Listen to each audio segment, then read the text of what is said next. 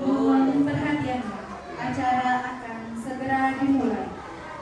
Dimohonkan para hadirin untuk mengaktifkan mode tekan pada telepon seluler Anda agar acara dapat berjalan dengan baik. Om Swastiastu. Assalamualaikum warahmatullahi wabarakatuh. Salam Namo Buddhaya. Salam sejahtera bagi kita semua. Rahayu.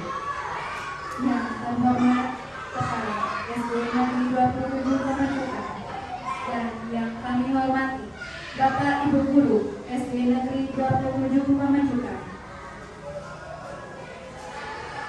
Puja dan puji syukur kami panjatkan kehadapan Tuhan Yang Maha Esa atas berkat rahmat Dialah kita dapat berkumpul pada hari ini, Senin 19 Agustus 2024, bertempat di SD Negeri 27 Pamajukan dalam acara Diseminasi Budaya Positif. Hadirin yang kami hormati, sebelum memasuki acara ini, izinkan saya selaku pembawa acara menyampaikan susunan acara pada hari ini, yakni yang pertama pembukaan, 2 menyanyikan lagu Indonesia Raya, 3 doa, 4 sambutan kepala sekolah, 5 pemaparan materi, dan terakhir diakhiri dengan penutup. Hadirin yang kami hormati, acara diawali dengan menyanyikan lagu Indonesia Raya. Hadirin dimohon untuk berdiri. Kepada petugas dipersilakan.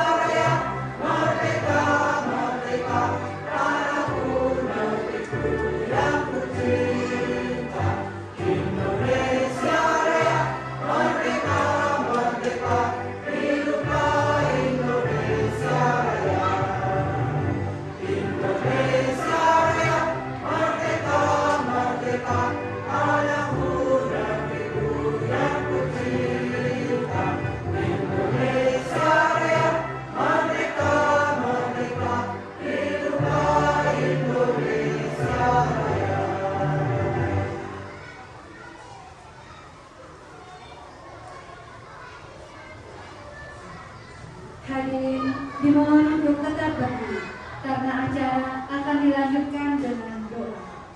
Mohon izin untuk yang memimpin doa langsung.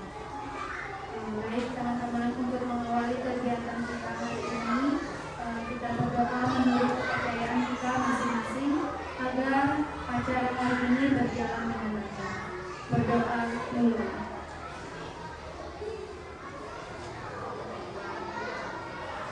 Berdoa selesai. Hadirin yang kami hormati, acara dilanjutkan dengan sambutan dari Ibu Kepala Sekolah. Hadirin dimohon duduk.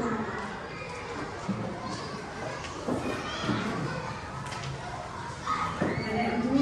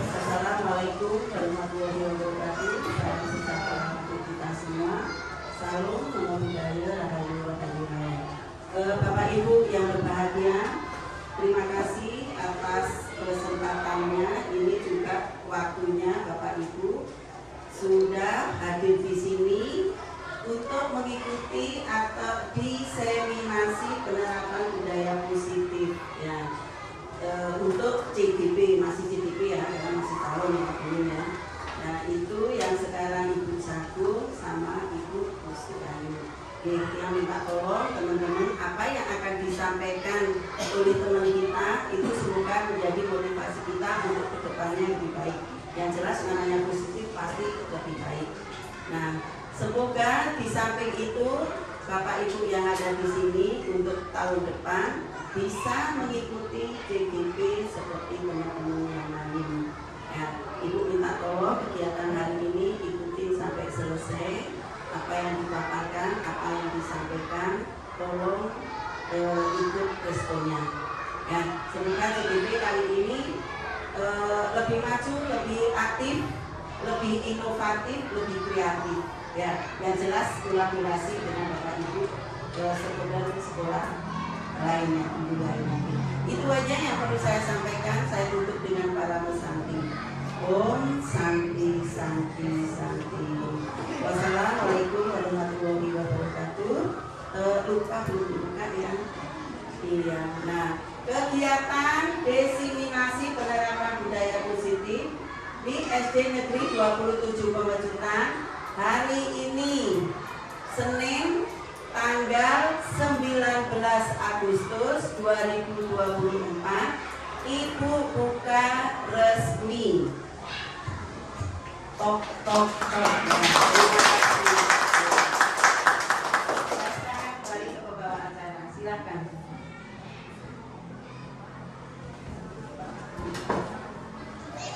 Demikian tadi sambutan dari kepala sekolah. Bapak Ibu yang kami hormati, demikianlah tadi pembukaan acara. Kami ucapkan terima kasih telah mengikuti acara pembukaan ini. Tiada tading yang tak lengkap. Kami mohon maaf apabila ada penyampaian yang kurang berkenan. Akhir kata kami tutup dengan ini sangat. Wassalamualaikum warahmatullahi wabarakatuh. Salam menyambung budaya, salam sejahtera untuk kita semua. Rahayu. Hadirin yang kami hormati, acara dilanjutkan dengan pemaparan materi dari Ibu Satu. Untuk Ibu Satu dipersilakan.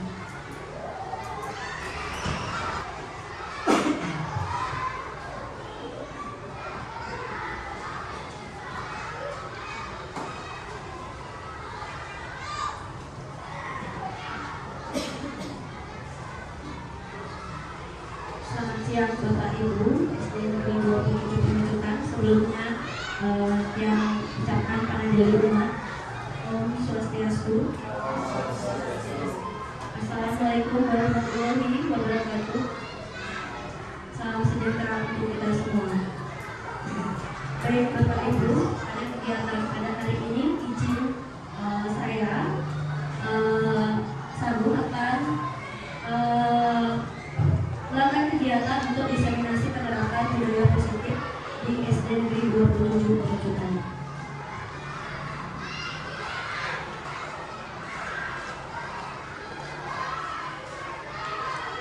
Baiklah Bapak Ibu Guru SD Negeri 27 Pemecutan, mari kita belajar bersama, berkolaborasi serta saling mendukung untuk mewujudkan budaya positif di sekolah kita. Adapun topik diseminasi pada kegiatan kita pada pagi siang hari ini adalah, yaitu ada 7 topik yang akan kita bahas. Yang pertama adalah perubahan paradigma belajar, kemudian yang kedua adalah disiplin positif, kemudian yang ketiga adalah motivasi perilaku manusia, yang keempat kebutuhan dasar, yang kelima posisi kontrol restitusi, yang keenam keyakinan kelas, dan yang terakhir adalah segitiga restitusi. Untuk topik yang pertama itu adalah tentang perubahan paradigma belajar. Berdasarkan Ki Hajar Dewantara menyatakan bahwa tujuan pendidikan ialah menyusun segala kodrat yang dimiliki oleh anak untuk mencapai keselamatan dan kebahagiaan yang setinggi-tingginya, baik sebagai manusia ataupun sebagai anggota masyarakat.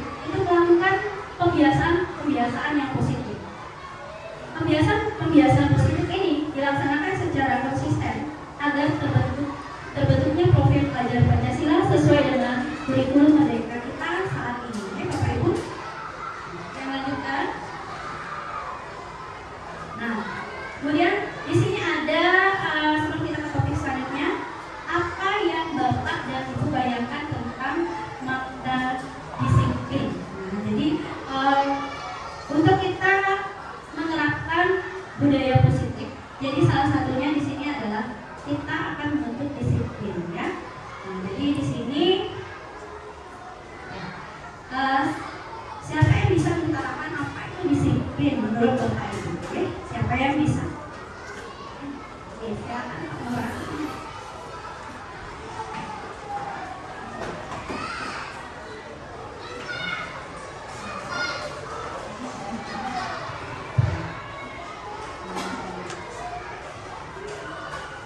Baik, terima kasih waktunya Bu Sabu atas untuk pertanyaannya selanjutnya disiplin apa itu disiplin? Menurut Ian, itu disiplin adalah suatu aturan yang diterapkan.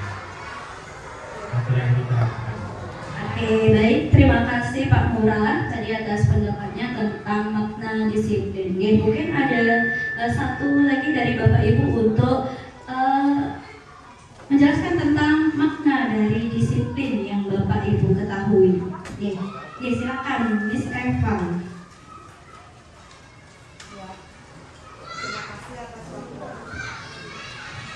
Terima kasih atas waktunya. Kalau menurut saya, makna disiplin itu adalah mentaati peraturan yang sudah ditetapkan. Seperti itu. Terima kasih. Oke, terima kasih atas pendapatnya Miss Eva. Oke, betul sekali tadi yang sudah dikatakan oleh Pak Murad dan Miss Eva itu tentang makna dari disiplin, yaitu lebih ke menjurus ke aturan, ya, peraturan. Ya. Nah, di sini untuk kebanyakan orang itu akan menghubungkan kata disiplin dengan tata tertib, teratur dan kepatuhan pada peraturan.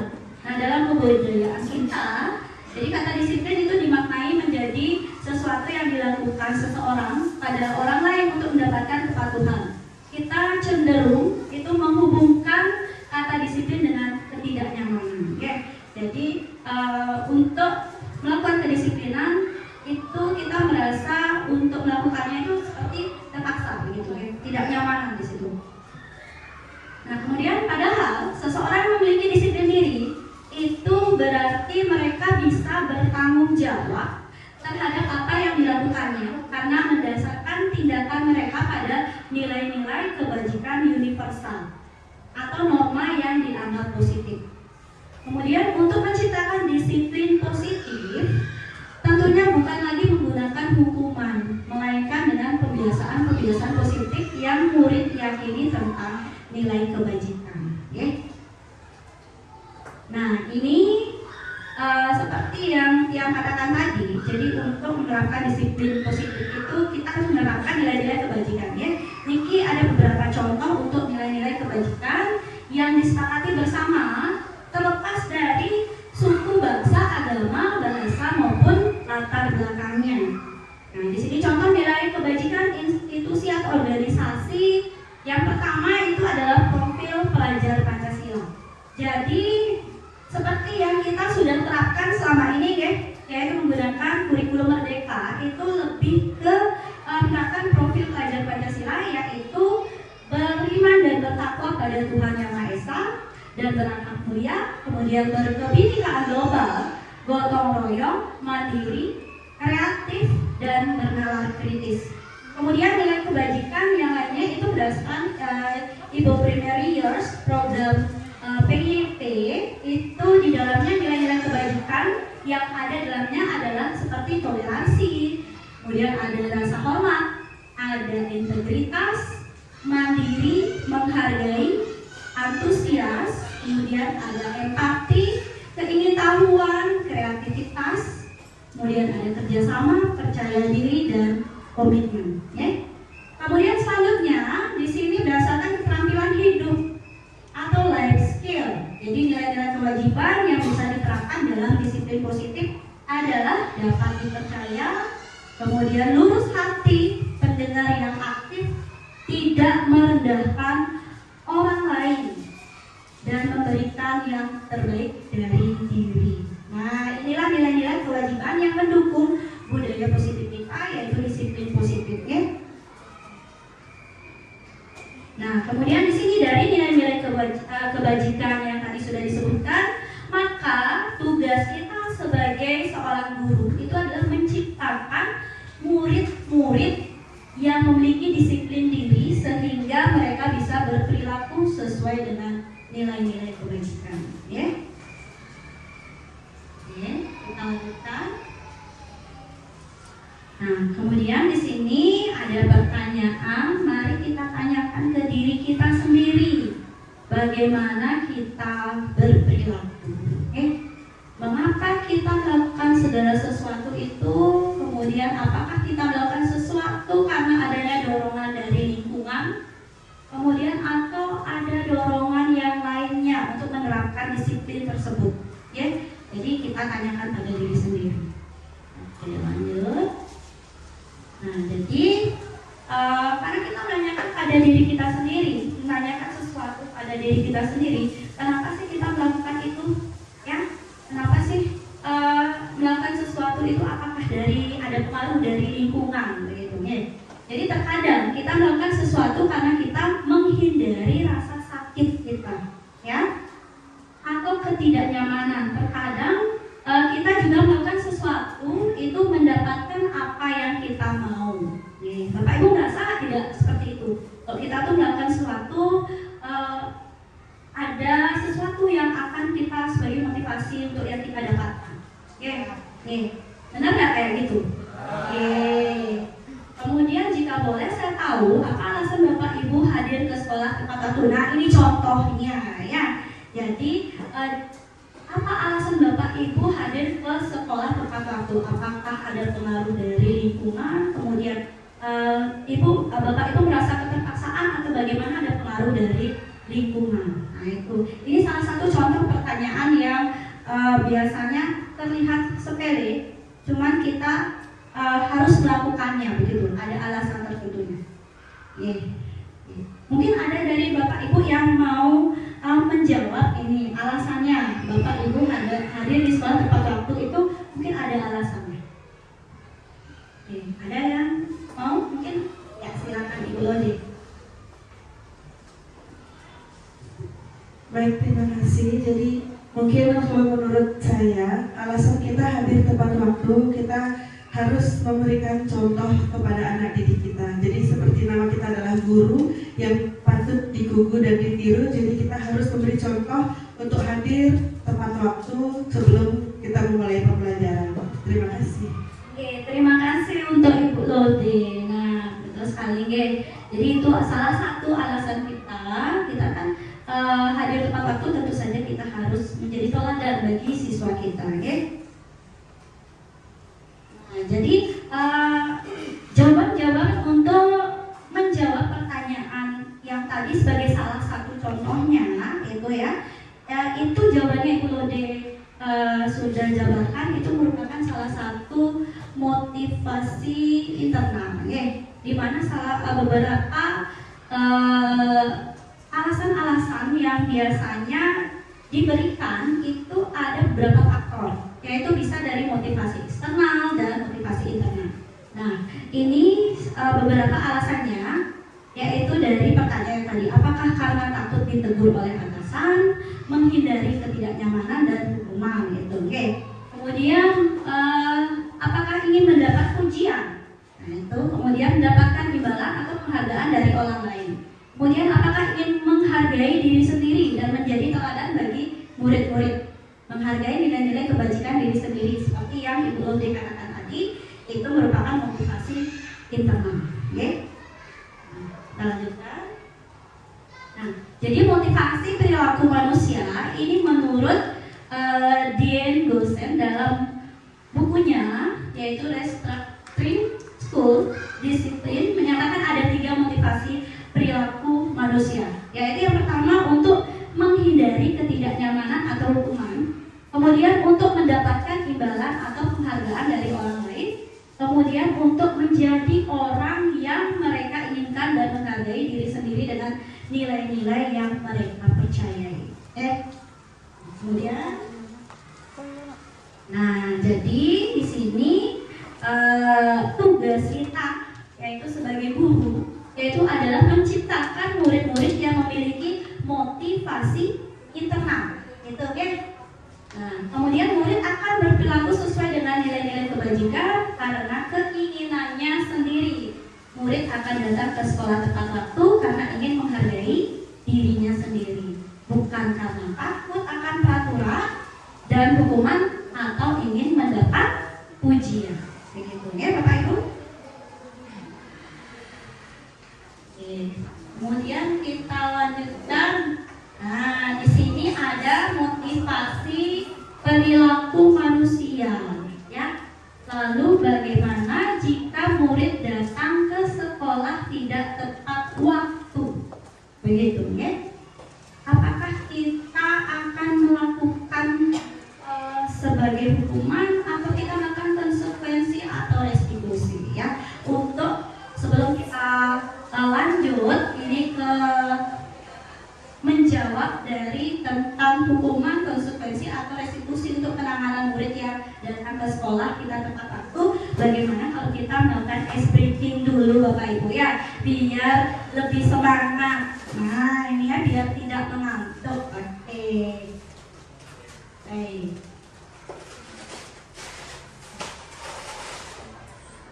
Nah, saya punya ice breaking supaya semangat, yaitu melakukan gerakan. Nah ini ya. Nanti Bapak Ibu mengikuti gerakan seperti yang ada di video, ya. Jadi gerakannya yang heboh, ya Pak Yudi, ya. Iya. Oke. Ayo, silakan Bapak Ibu bisa berdiri. Ya, jaraknya sedikit.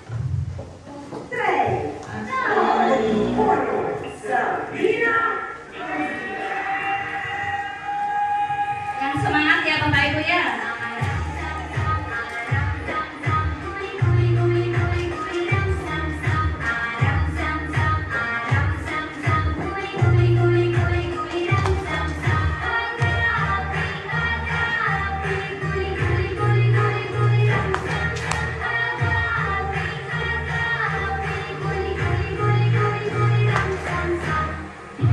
Semakin cepat.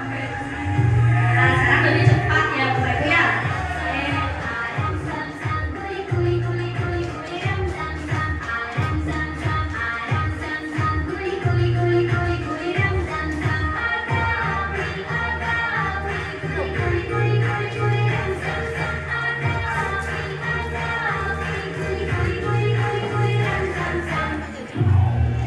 Tambah cepat lagi nih. Ya.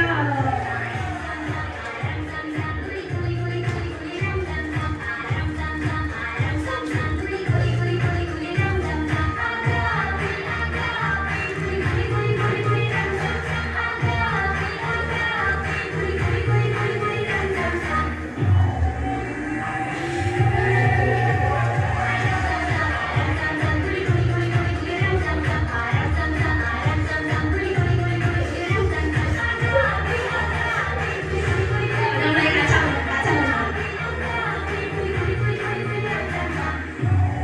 Tambah cepat lagi.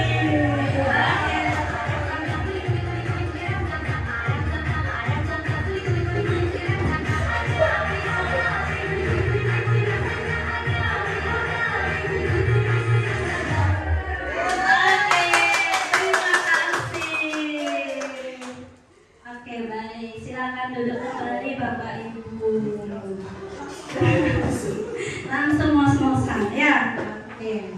Kita lanjutkan. Nah, ini dia masih di motivasi perilaku manusia. Lalu bagaimana jika murid datang sekolah tidak tepat waktu? Kalau tadi kita sebagai teladan, ya.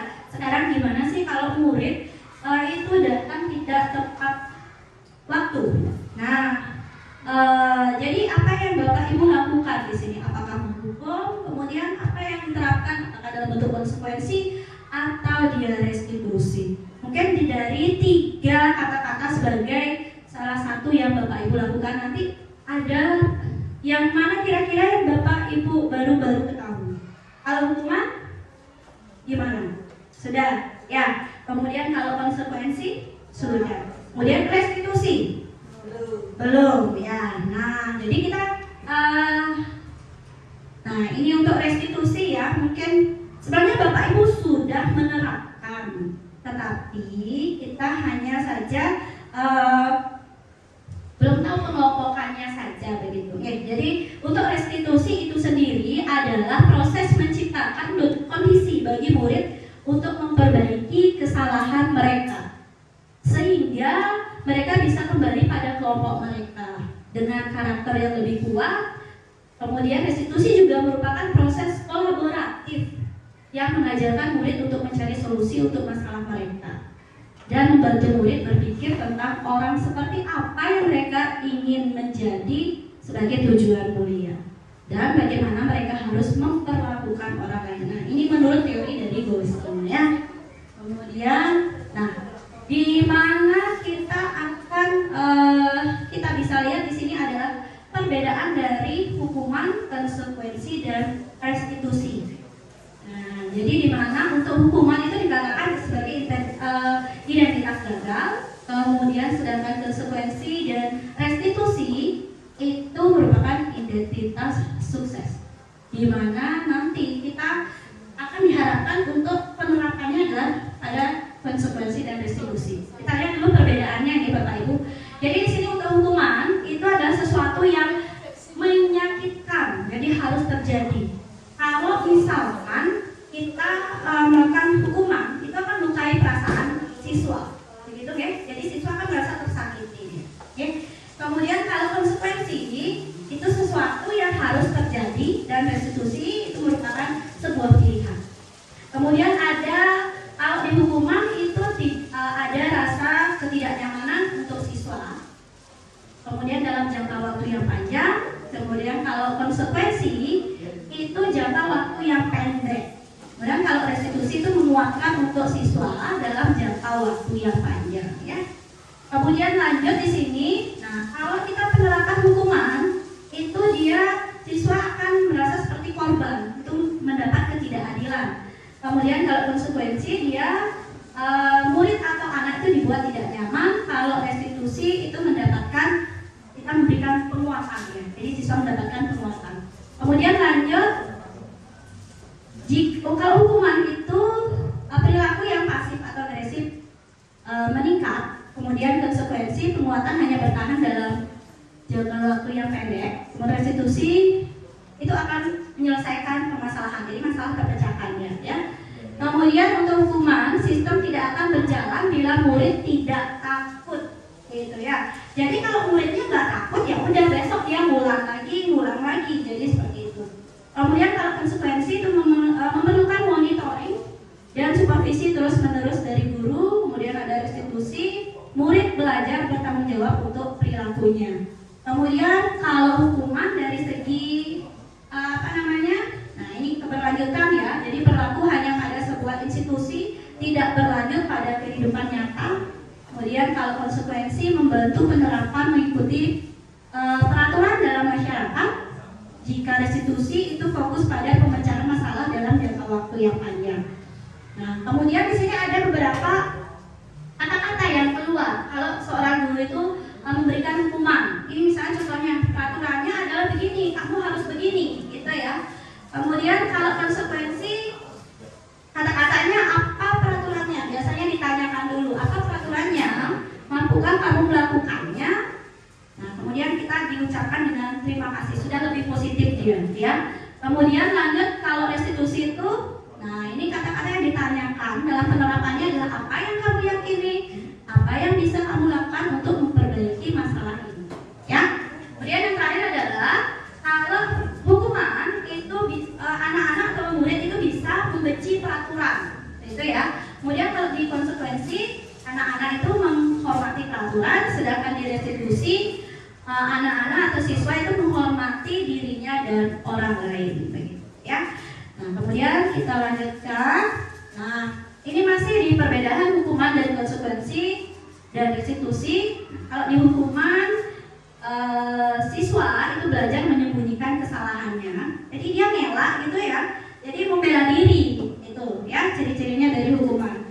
Kemudian kalau di konsekuensi itu anak-anak belajar taat peraturan. Nah, kemudian kalau restitusi, nah itu siswa atau murid itu belajar memecahkan masalah. Kemudian selanjutnya di hukuman itu mencoba mengontrol anak dengan penguatan negatif. Nah, membayar impas kesalahannya, begitu ya. Kalau kamu melakukan ini, kamu akan dapat gini.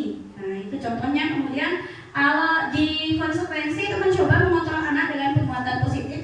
Kalau di restitusi anak paham bahwa dirinya sendiri yang pegang kendali kontrol, ya, karena dia memutuskan sendiri apa yang harus dia lakukan. Kemudian lanjut di hukuman itu berdampak pada murid, dia akan merasa marah, kemudian merasa bersalah, rendah diri, kemudian mengasingkan diri. Sedangkan kalau di konsekuensi itu dia, nah ini merasa kehilangan haknya, waktu jeda seorang diri, kemudian ada penahanan. Kemudian kalau di restitusi itu murid atau anak tidak kehilangan waktu, namun bersemangat untuk memperbaiki diri. Ya. Kemudian selanjutnya di hukuman itu tiba-tiba hukuman itu dilakukan atau diterapkan secara tiba-tiba, kemudian tidak diharapkan atau sangat melukai. Kemudian kalau di konsekuensi itu sudah diketahui dan masuk akal, ya, dia sudah tahu peraturannya apa.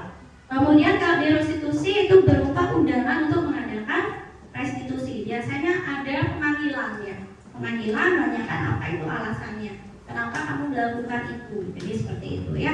Kemudian kalau di hukuman itu dibuat guru, biasanya langsung tadi, ya, tiba-tiba dibuat oleh guru langsung. Kalau konsekuensi itu dibuat oleh guru dan murid.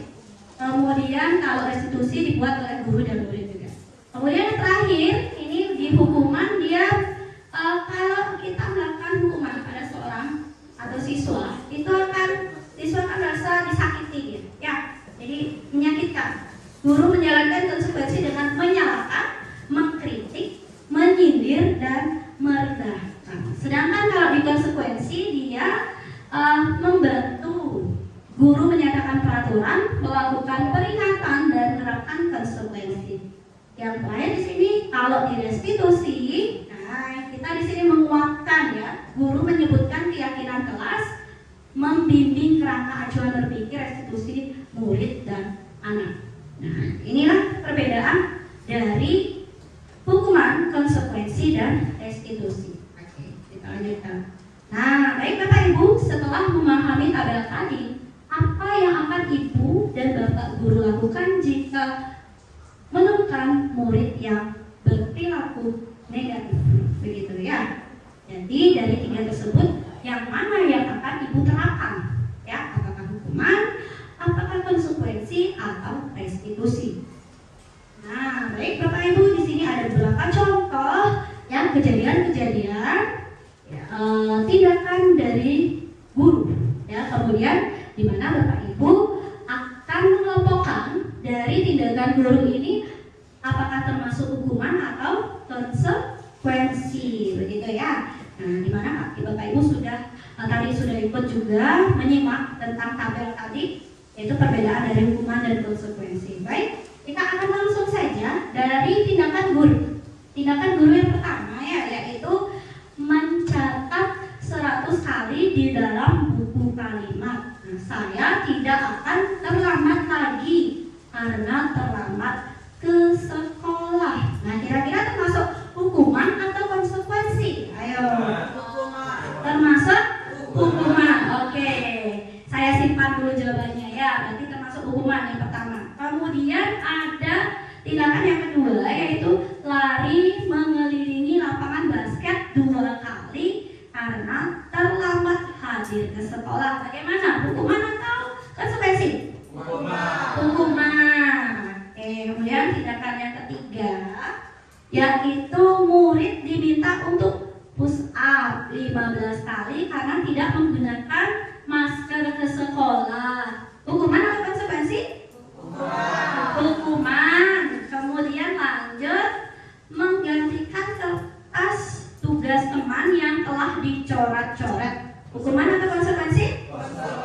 Konsekuensi. Kemudian lanjut, membersihkan tumpahan air di meja tulis karena tersenggol pada saat belajar. Gimana? Konsekuensi. Lanjut, murid disuruh untuk mengenakan sepatu seharian di sekolah karena tidak mengenakan sepatu hitam. Nah, hukuman atau konsekuensi? Hukuman. Ayo, ini ragu-ragu, ini hukuman atau konsekuensi? Hukuman. Yang bilang hukuman bisa angkat tangan. Yang bilang hukuman, ayo, oke. Iya, ada Bu Mimi hukuman. Oke, Pak Bagus hukuman, Bu Mira hukuman. Ya, Bu Mina hukuman. Yang bilang konsekuensi? Bu Dayu gimana? Ragu-ragu ini Bu Dayu ini ya? Konsekuensi? Pak Yudi, konsekuensi. Oke. Nah, ini dia jawabannya ya. Oke, ini dia ya. Tadi yang beda pendapat yang terakhir aja ya. Ya, jadi yang pertama itu betul sekali tadi Bapak Ibu, termasuk hukuman, kemudian lari keliling lapangan basket 2 kali karena terlambat hadir di sekolah, itu termasuk hukuman, sudah betul. Kemudian murid diminta untuk push up 15 kali karena tidak menggunakan masker. Nah, itu termasuk hukuman. Menggantikan kertas tugas teman yang telah dicoret-coret termasuk konsekuensi, sudah kompak tadi ya. Kemudian lanjut membersihkan tumpahan air di meja tulis karena tersenggol pada saat belajar termasuk konsekuensi. Kemudian murid disuruh untuk mengenakan sepatu seharian di sekolah karena tidak mengenakan sepatu hitam termasuk hukuman. Kemudian yang terakhir ini yang beda pendapat. Ini lari mengelilingi lapangan basket 2 kali karena terlambat 10 menit untuk pelajaran PJOK. Nah ini tadi yang jawab konsekuensi siapa? Pak Yudi ya? Iya, tepuk tangan dong untuk Pak Yudi. Oke, selamat murah ya. Yang ikhlas dong, gimana ini? Tepuk tangan Bapak Ibu. Oke, tadi yang bilang hukuman itu salah. Kenapa ya? Ini lapangan basket 2 kali karena terlambat 10 menit untuk pelajaran PJOK. Di mana untuk pelajaran PJOK itu kan untuk fisik ya, jasmani dan rohani. Jadi dia masuk jasmaninya. Jadi tidak apa memberikan konsekuensi berupa kalau dia terlambat itu lari lapangan basket 2 kali. Masih wajar ya, kecuali disuruh lari 100 kali. Nah, itu baru tidak wajar. Oke. Oke, Bapak Ibu. Oke, baik. Jadi Bapak Ibu sudah mengetahui perbedaan antara hukuman dan konsekuensi.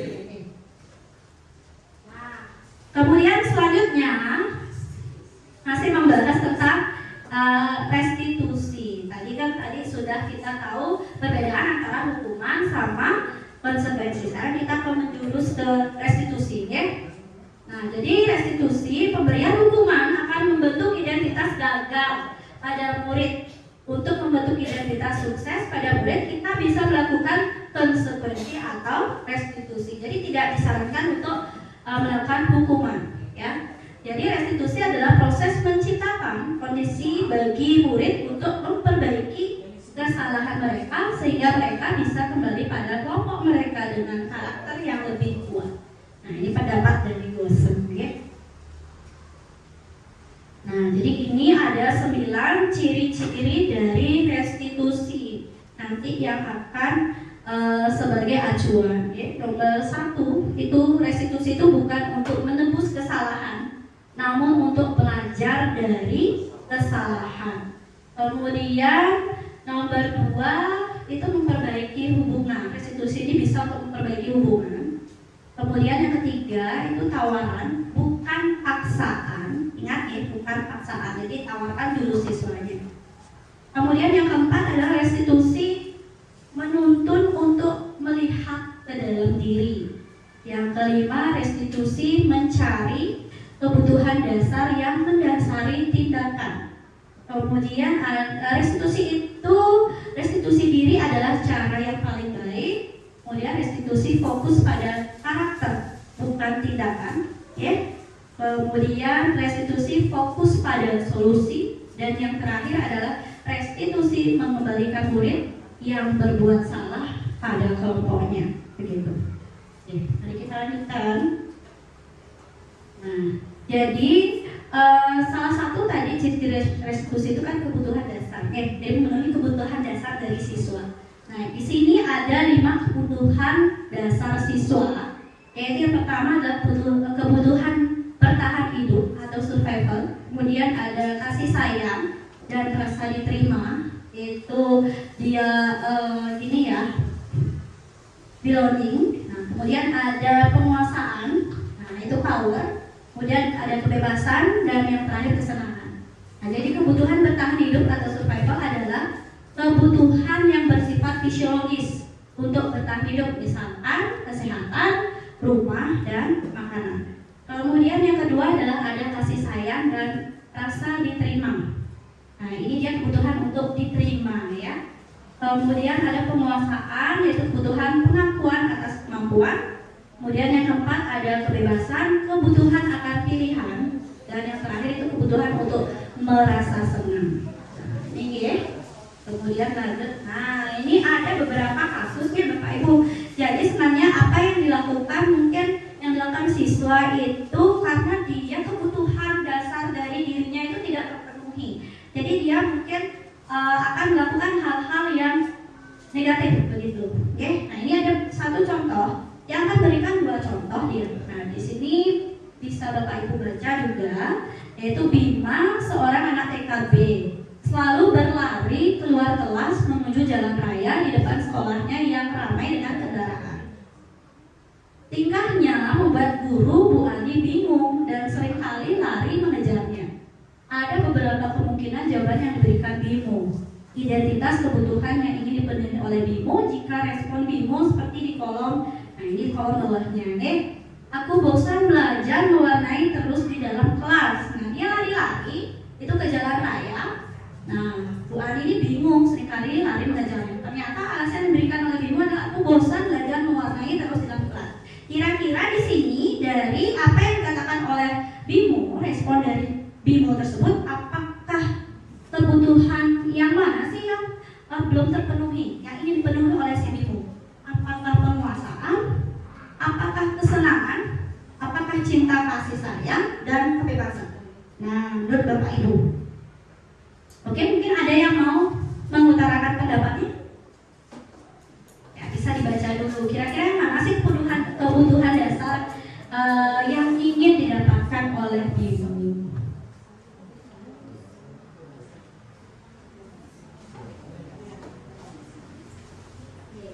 Ayo, siapa yang mau? Mimi? Oke, silakan. Terima kasih atas waktunya. Di sini Bimo ya. Bimo di sini dia, aku bosan belajar mewarnai terus di dalam kelas. Jadi sepertinya dia ini kebebasannya dalam berekspresi di dalam kelas itu dia bosan hanya begitu menonton di atas meja gitu ya. Mungkin kalau dia di luar di outdoor itu dia mungkin di halaman atau gitu dia bisa mengekspresikan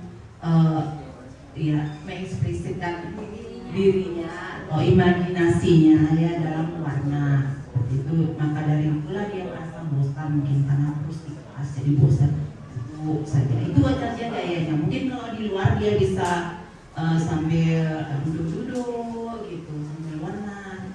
Yes. Terima kasih untuk Bu Mimi. Mari beri tepuk tangan untuk Bu Mimi. Penjelasannya sangat menarik sekali. Ya. Nah, jadi betul sekali apa yang dikatakan oleh Bu Mimi tadi. Jadi Bimo itu aku bosan belajar mewarnai terus di dalam kelas. Jadi dia masuk kebutuhan dasar yang ingin dipenuhi adalah kebebasan. Jadi betul ya. Jadi kita sebagai guru itu memfasilitasi siswa sehingga kebutuhan dasar dari siswa tersebut terpenuhi. Salah satunya mungkin kasih ya siswanya belajar seperti di luar kelas. Luar kelas dia berimajinasi untuk saat dia pelajaran utama, tidak menonton di dalam kelas ya. Jadi kita harus menciptakan pembelajaran yang bervariasi begitu ya. Kita lanjutkan. Nah, ini ada kasus yang kedua ya. Nah, di sini Dinda itu seorang anak kelas 3 SD, begitu tiba di rumah sepulang dari sekolah menangis dan mengadu pada ibunya bahwa dia benci pada Ibu Rani, gurunya. Menurut Anda, kebutuhan apa yang berusaha dipenuhi oleh Dinda jika jawabannya seperti ini? Ibu guru bilang, aku tidak boleh bersenandung waktu mengerjakan tugas. Katanya kelas harus tenang. Tidak ada suara, kan nggak seru jadinya gitu ya. Nah, kadang kita mungkin menemukan kasus seperti ini. Kita kan ribut dikit aja, jadi anak-anak diam gitu biasanya ya. Nah, jadi menurut Bapak Ibu Niki, kalau dari kasusnya Dinda itu kebutuhan dasar apa sih yang mau dipenuhi oleh Dinda ini? Nah, bisa dipilih ada cinta dan kasih sayang, kesenangan, kebebasan, atau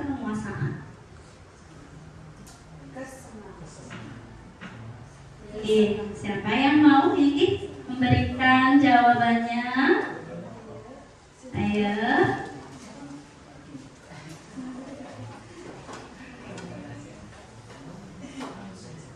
Nah, ayo siapa yang mau Bapak Ibu? Oke, silakan Bu Lode.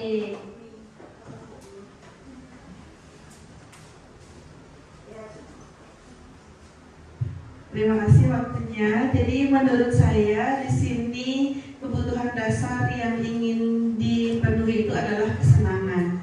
Jadi mungkin Dinda ini memiliki hobi tersendiri. Jadi mungkin hobinya menyanyi atau apa. Jadi dia dalam mengerjakan tugas itu sambil bersenandung itu membuat dia lebih santai jadinya atau lebih semangat seperti itu. Sedangkan gurunya menganggap itu sambil ribut gitu, jadinya dia dilaranglah oleh bapak atau ibu guru yang mengajar di kelas itu. Terima kasih. Oke, terima kasih Bu Lode. Tepuk tangan dulu untuk Bu Lode. Oke, kita lihat ya.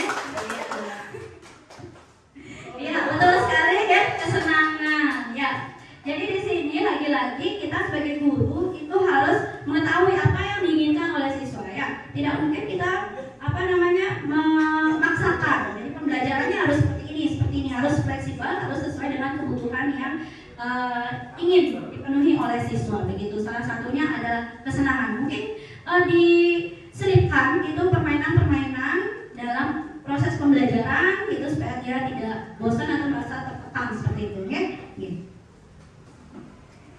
Nah, di sini selanjutnya saya akan menjelaskan tentang restitusi 5 posisi kontrol, ya.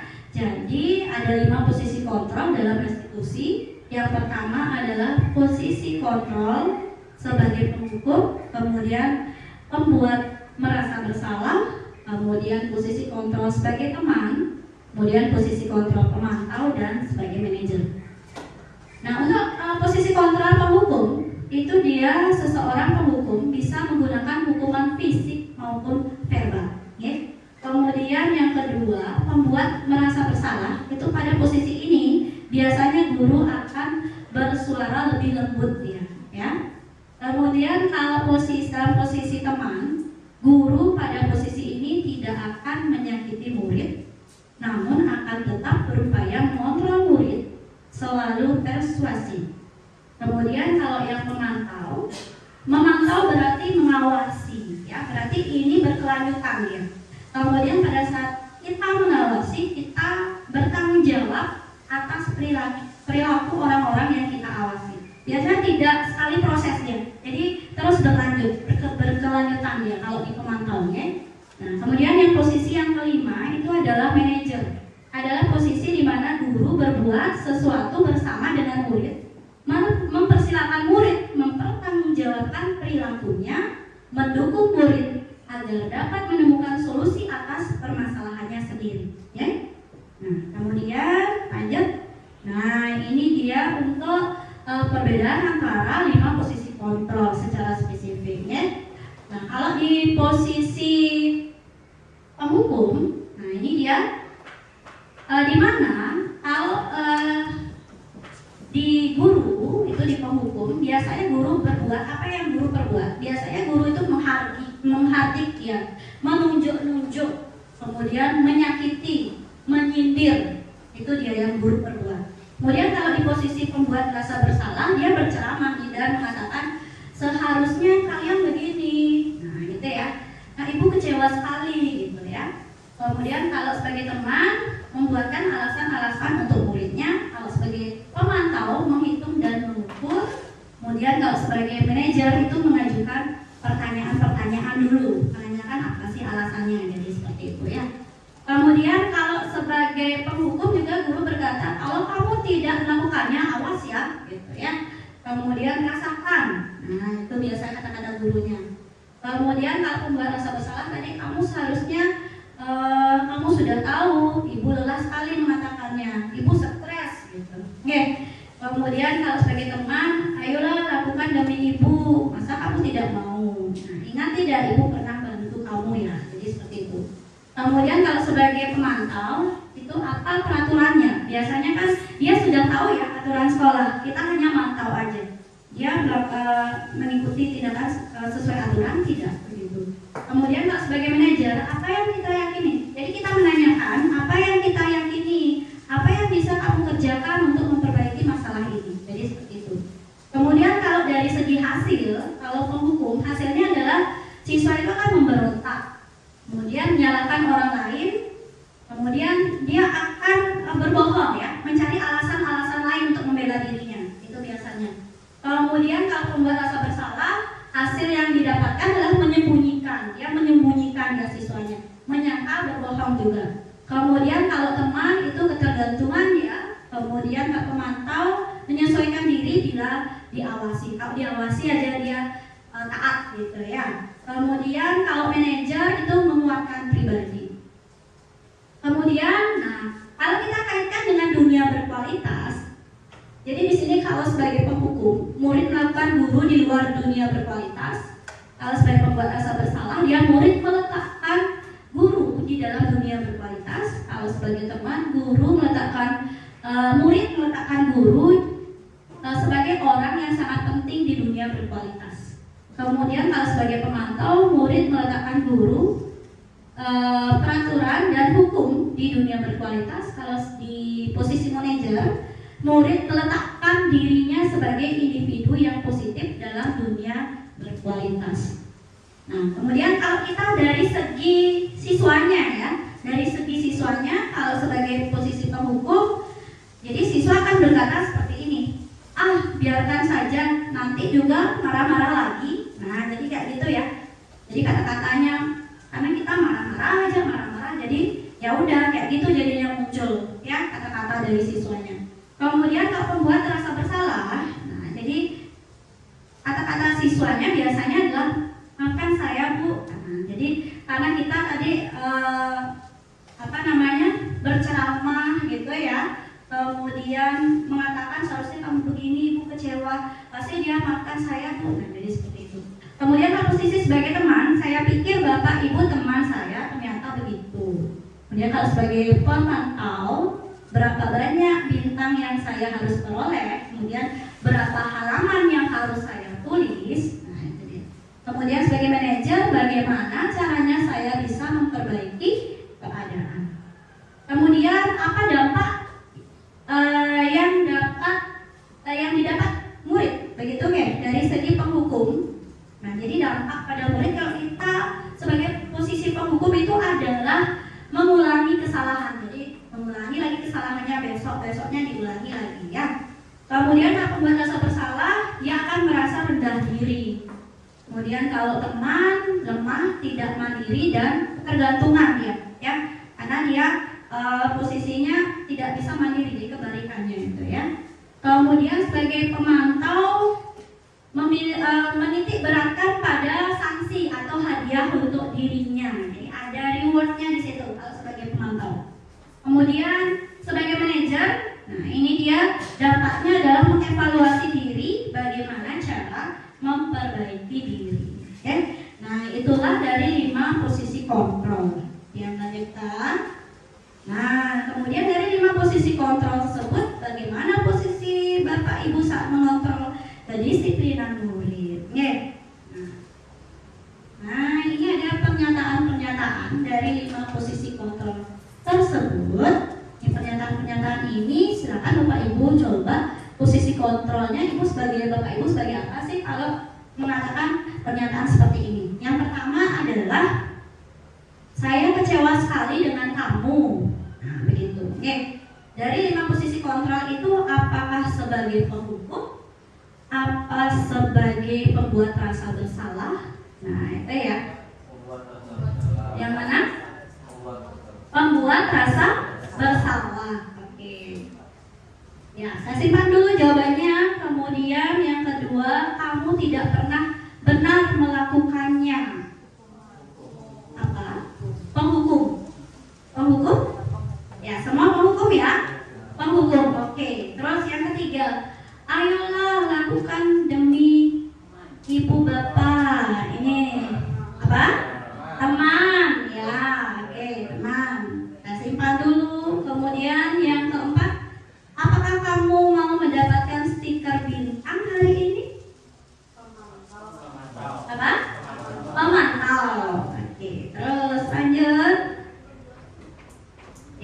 kelima, bagaimana kamu bisa menyelesaikan masalah ini?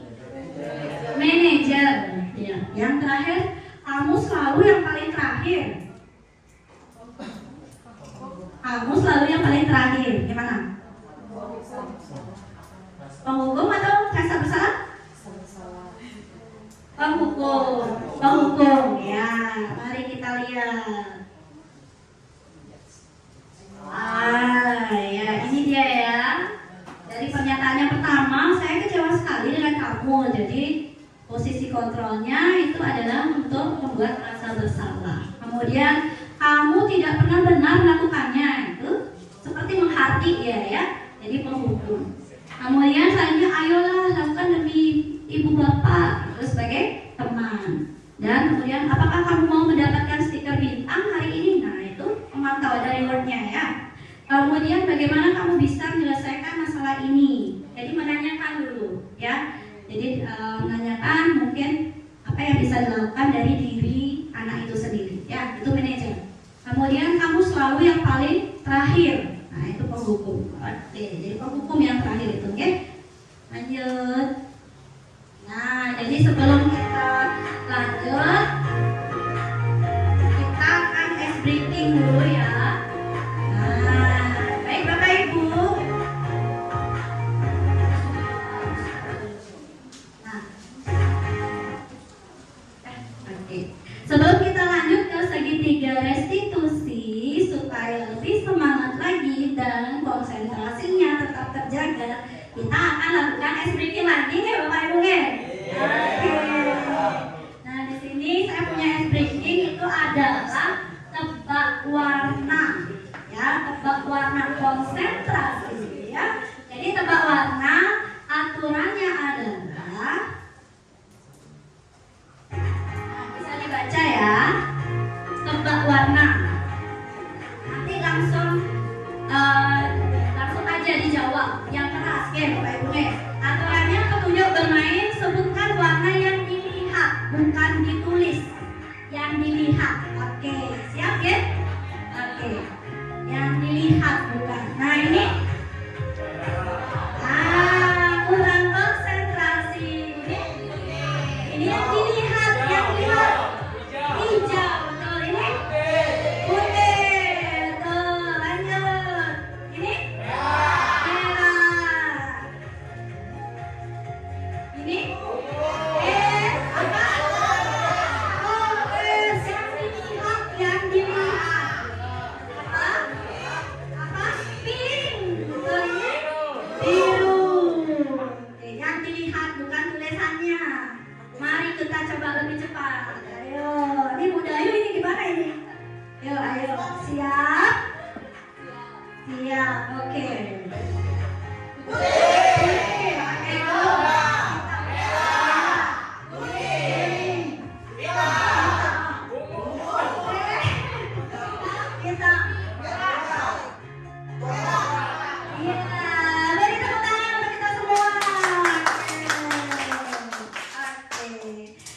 Yang kedua sudah mulai konsentrasi ya dari aturannya. Oke, kita lanjutkan ya. Sudah bersemangat kembali Bapak Ibu? Sudah. Oke, ayo kita lanjutkan. Nah, ini untuk topik yang berikutnya yang kita bahas adalah tentang segitiga restitusi. Oke, jadi di sini untuk penerapan segitiga restitusi ada 3 langkah-langkahnya di sini. Yang pertama itu adalah menstabilkan identitas. Untuk menstabilkan identitas, nah ini biasanya adalah yang diterapkan. Jadi setiap orang pasti pernah melakukan kesalahan, itu kata-kata yang muncul nanti. Jadi kalau Bapak Ibu menemukan sebuah kasus yang terjadi pada siswa-siswi Bapak Ibu, jadi di sini apa yang dilakukan pada menstabilkan identitas, yaitu ini nanti yang akan bisa diterapkan. Jadi setiap orang pasti pernah melakukan kesalahan, itu yang dikatakan dulu ya. Kemudian kamu bukan satu-satunya yang pernah melakukan ini. Nah, itu untuk tahapannya yang pertama ya. Kemudian tahapan yang kedua adalah kita memvalidasi tindakan yang salah. Nah, contohnya di sini kata-katanya adalah kamu tentu punya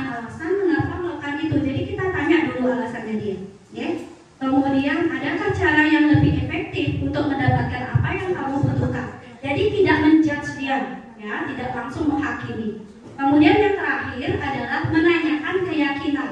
Tentu kita di masing-masing kelas, masing-masing sekolah punya keyakinan, ya, keyakinan yang kita telah sepakati bersama, ya Bapak Ibu. Nah, jadi di sini kita akan hubungkan ke sana keyakinan kelas apa yang telah kita sepakati. Jadi kita bertanya di situ. Kemudian kamu ingin menjadi orang yang seperti apa? Itu yang kita tanyakan.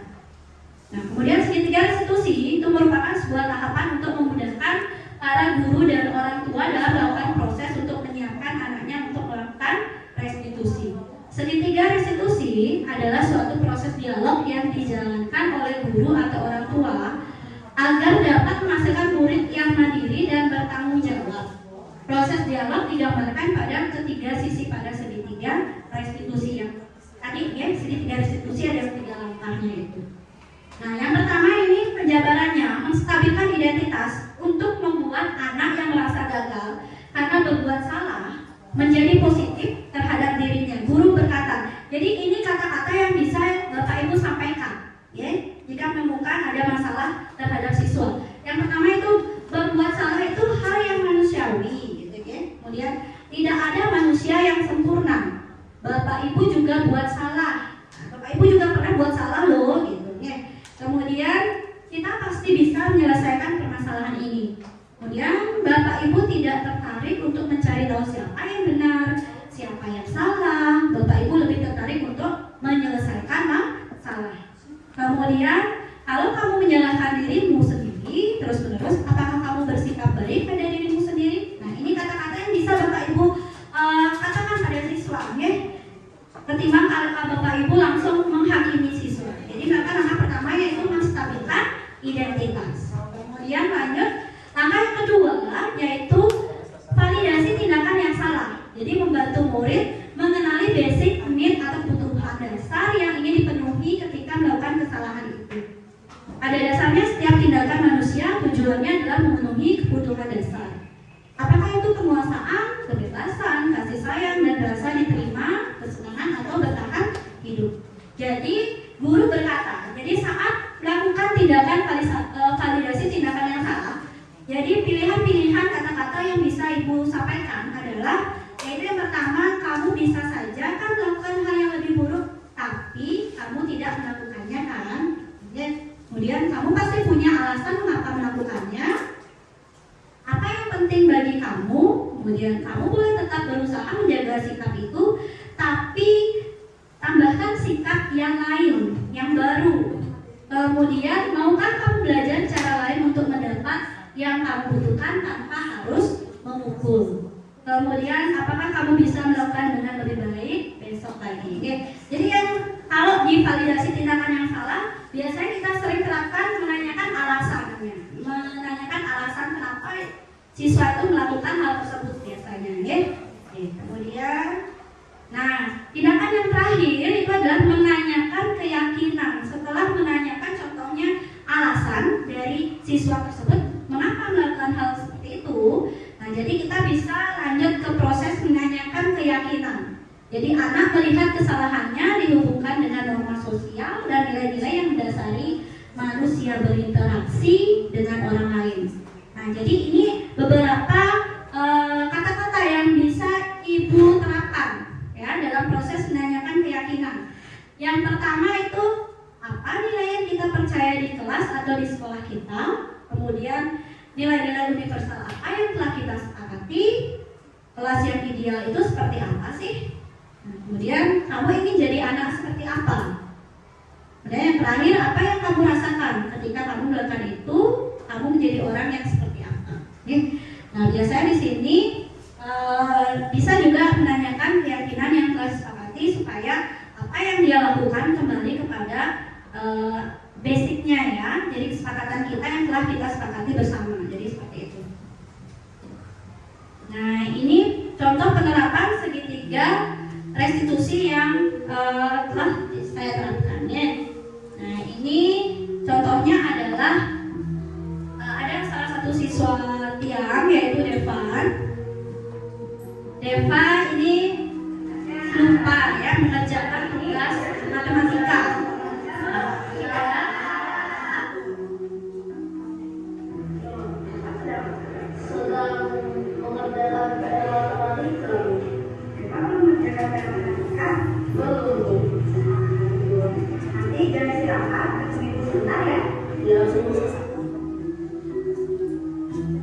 jadi Deva ternyata lupa mengerjakan tugas matematika begitu ya.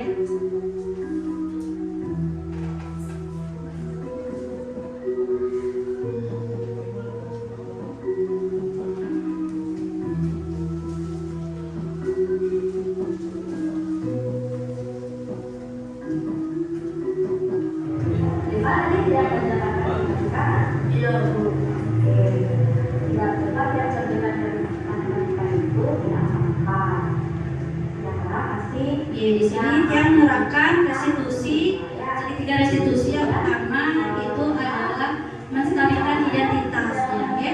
Tidak menjudge dia dulu, ya. Dia menanyakan alasan, ini memvalidasi, ya.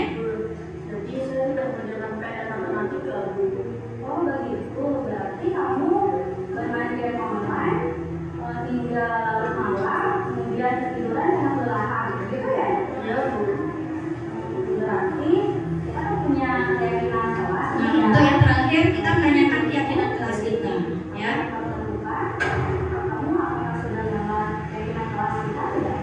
Ya, Bu, saya sudah mengambil keyakinan kelas kita. Kira-kira keyakinan kelas yang mana teman-teman? Pertama adalah mengerjakan tugas, Bu. Nah, kalau kamu sudah tahu, penting tidak itu kita bertanggung jawab. Penting, Bu. Nah, kalau kamu sudah tahu itu penting, ayo kamu lakukan pertama. Saya akan mengerjakan tugas yang Ibu berikan. Kemudian, jika selesai, besok saya berikan. Kedepannya, saya akan mengerjakan tugas saya terlebih dahulu. Jika sudah selesai, baru saya akan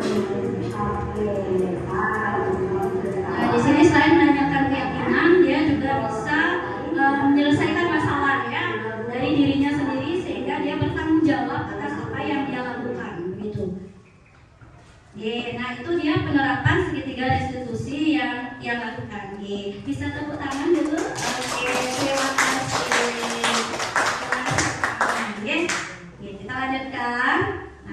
Nah itu setelah segitiga restitusi yang terakhir, ini topik yang terakhir yaitu tentang keyakinan kelas. Ini sebenarnya ada hubungannya tadi dengan segitiga restitusi ya. Nah ini keyakinan kelas. Mengapa keyakinan kelas? Mengapa tidak peraturan kelas saja? Ini mengapa kita memiliki, ini berapa contohnya? Mengapa kita memiliki peraturan tentang penggunaan helm pada saat mengendarai kendaraan roda 2 atau motor? Kemudian mengapa kita memiliki peraturan tentang penggunaan masker dan mencuci tangan setiap saat? Nah ini jawaban yang paling mungkin itu muncul adalah mengapa kita memiliki peraturan tentang penggunaan helm pada saat mengendarai roda 2 atau motor, yaitu untuk keselamatan kita ya. Kemudian mengapa kita memiliki peraturan tentang penggunaan masker dan mencuci tangan setiap saat untuk kesehatan, nah, bisa juga untuk keselamatan ya.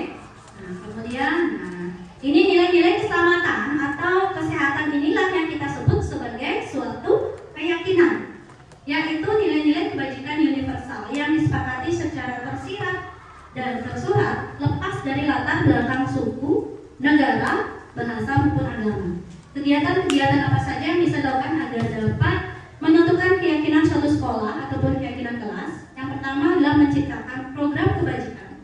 Yang kedua, pembentukan keyakinan sekolah atau kelas.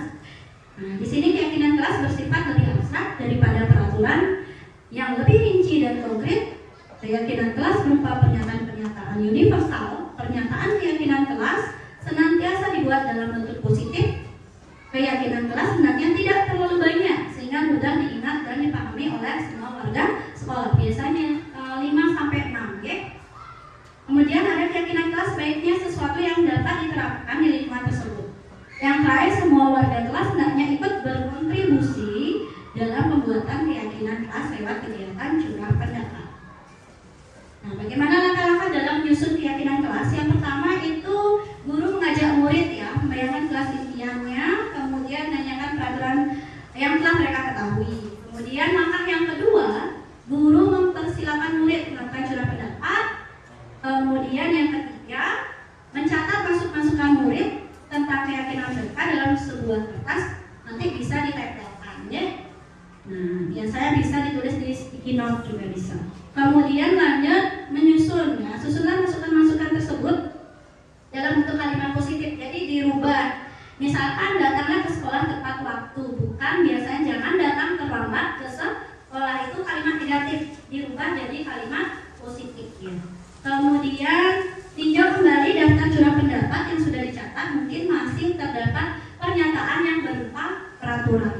Kemudian selanjutnya ajak murid-murid untuk menemukan nilai kebajikan untuk keyakinan yang dituju dari peraturan tersebut. Nah, nilai kebajikan ini akan menjadi sebuah payung. Sebaiknya keyakinan sekolah atau kelas tidak terlalu banyak, bisa berkisar antara 7 sampai 7 prinsip keyakinan. Bila mana terlalu banyak, maka warga kelas akan sulit mengingatnya dan akibatnya sulit untuk dijalankan. Nah, setelah selesai, mintalah murid menandatangani keyakinan kelas bersama-sama sebagai bukti mereka menyetujui apa yang telah mereka yakini. Dan terakhir, keyakinan kelas ini bisa dipajang di kelas, nah, kemudian bisa ditempel di dinding ya Bapak Ibu. Oke, lanjut. Nah, Niki untuk pembuatan kesepakatan kelas PLN. Nah, ini proses untuk penulisan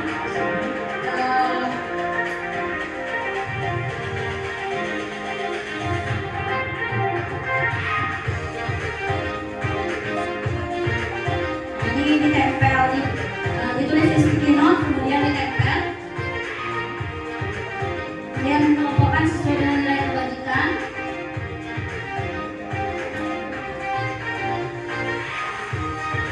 Kemudian kita rubah menjadi kalimat positif. Kemudian ini kita sudah jadi ya untuk kesepakatan kelas, nanti hasilnya bisa di print atau ditulis sendiri, ya ditulis sendiri anak-anak nanti bisa ditempel. Nah, niki beberapa contoh dokumentasi, contoh penerapan budaya positif yang sudah diterapkan di sekolah kita. Nah, ini ada melaksanakan persembahyaan bersama, kemudian penerapan 6S di sekolah, di lingkungan sekolah, kemudian melaksanakan kegiatan kebersihan. Selanjutnya, ini juga ada pembiasaan senam pagi, kemudian ada membuat keyakinan kelas. Okay.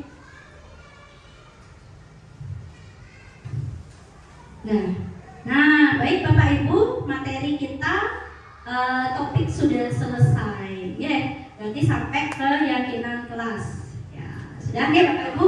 Mungkin dari apa yang sudah yang jelaskan. Kemudian di sini terakhir di keyakinan kelas dari apa yang kita bahas di topik pada kegiatan pada pagi hari pada siang hari ini sudah selesai. Yang kembalikan ke pembawa acara. Baik Bapak Ibu, itu tadi paparan materi yang disampaikan oleh Bu Sagong, luar biasa sekali ya. Tepuk tangan dulu untuk Bu Sagong. Baik Bapak Ibu, dari pemaparan materi yang telah disampaikan oleh Bu Sagong tadi, tentunya dapat menambah wawasan kita mengenai penerapan budaya positif di sekolah kita ya. Nah, Bapak Ibu, acara selanjutnya adalah acara sesi tanya jawab.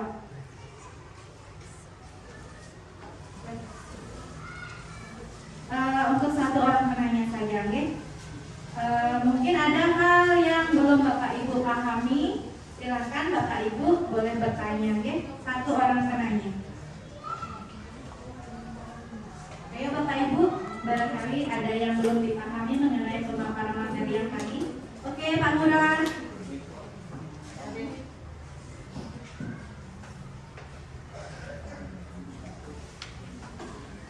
Baik, terima kasih Bu Ruby atas kesempatan pada hari ini. Di sini tadi sudah sangat menarik sekali dalam penyampaian materinya dan sangat membantu dalam dalam kegiatan kedisiplinan. Namun di sini juga yang ingin bertanya dalam hal kedisiplinan.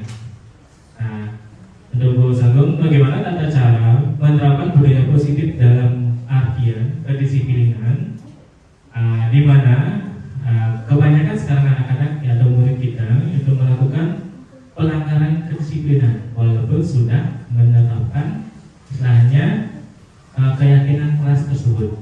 Nah, bagaimana tanggapan Bu Sagong mengenai pernyataan saya tersebut? Terima kasih. Baik, terima kasih Pak Ngurah. Tepuk tangan dulu untuk Pak Ngurah.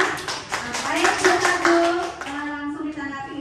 Iya, langsung. Silakan. Iya, terima kasih atas pertanyaannya untuk Pak Ngurah. Jadi di sini tentang kedisiplinan, dan kita sudah memiliki keyakinan pimpinan kelas di dalamnya. Jadi tetap saja dilanggar seperti itu. Oke, jadi salah satu yang bisa kita lakukan adalah yang pertama, kita sebagai guru harus bisa menjadi teladan bagi siswanya. Jadi misalkan disiplin yang terlambat datang ke sekolah gitu, misalkan contohnya kita sebagai teladan, sebagai guru sebagai teladan datang lebih awal. Jadi nanti kita bisa sebagai contoh kepada siswa, jadi memberitahu siswa apa manfaat dari sikap disiplin tersebut, manfaat-manfaatnya apa saja yang kita bisa dapatkan. Oke.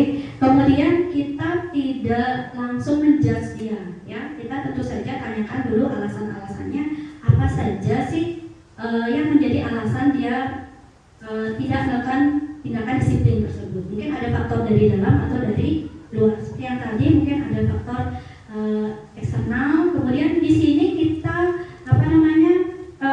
membangun dari segi faktor internalnya dulu, dari siswanya bahwa dia bertanggung jawab atas dirinya sendiri. Begitu untuk kedepannya apa yang dia lakukan itu akan mendapatkan manfaat untuk dirinya sendiri. Yang rasa itu yang bisa yang sampaikan. Terima kasih Pak Murad, bagaimana? Baik, terima kasih Bu Lagun sudah diundang. Tepuk tangan dulu, luar biasa sekali ya Bapak Ibu ya. Nah, diskusi kali ini yang akhiri. Untuk selanjutnya kita melakukan kegiatan refleksi. Nah, kegiatan refleksi yang disampaikan ini tentang hal baru apa yang Bapak Ibu peroleh dari kegiatan diseminasi budaya positif kali ini. Bagaimana perasaan Bapak Ibu? Kemudian peran Among seperti apakah yang telah Bapak Ibu lakukan selama mengikuti ini? Dan bagaimana menjadi Among yang seperti apakah setelah mengikuti sesi ini? Baik Bapak Ibu, ada yang ingin menyampaikan kegiatan refleksi hari ini?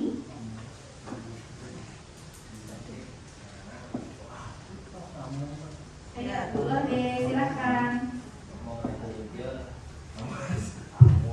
Ya, terima kasih atas waktunya. Jadi refleksi yang saya dapatkan, jadi yang pertama itu hal baru yang mengubah paradigma saya yang saya dapatkan. Jadi yang pertama seperti yang kita ketahui tadi, yang dulunya kita lakukan adalah tentang hukuman dan konsekuensi. Dan setelah kita mengikuti presentasi di hari ini, saya akhirnya memahami bahwa ada satu kata lagi yaitu restitusi.